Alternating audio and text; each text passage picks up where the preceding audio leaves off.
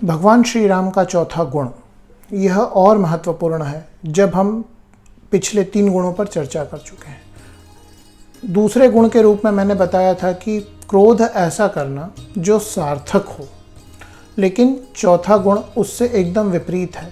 वह है क्रोध को जीतने वाला।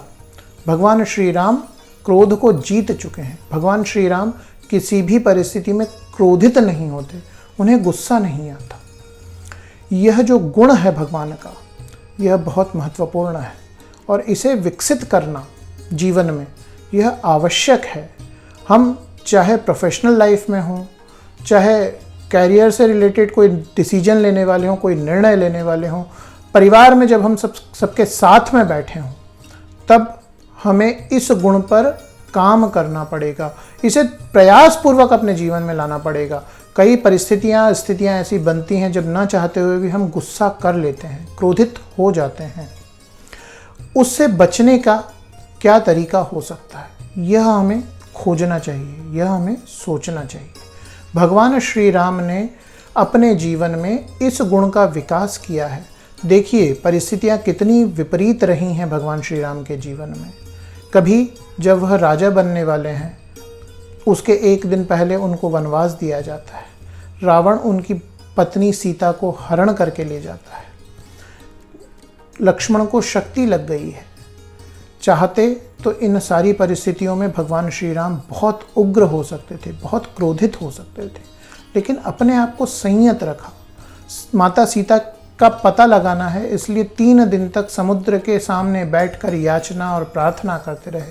वह श्री राम जिनके तरकश में, तुणीर में वह बाण था जो समुद्र को सुखा सकता था, और इस पराक्रम का भगवान श्री राम ने परिचय भी दिया, लेकिन उस स्थिति में भी क्रोधित नहीं हुए वह।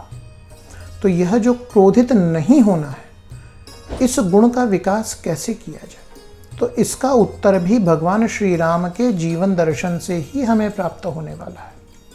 वह जीवन दर्शन कहाँ? उसके लिए हमें योग वशिष्ठ में जाना पड़ेगा। योग वशिष्ठ में भगवान श्री राम जब वैराग्य की ओर प्रवृत्त होते हैं, वैरागी होते हैं, वितरागी होते हैं, तब उनमें यह गुण विकसित होता है। वैराग्य यानी क्या?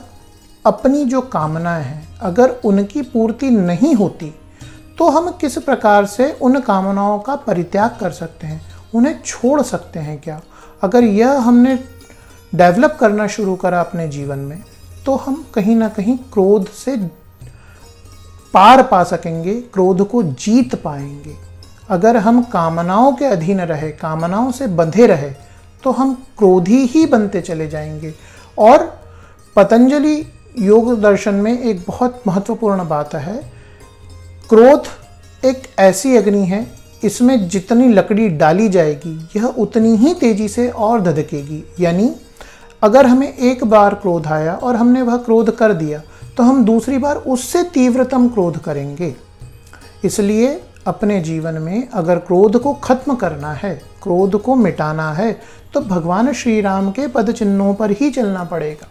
और यह सारे गुण एक के बाद एक क्रमशः विकसित होते हैं।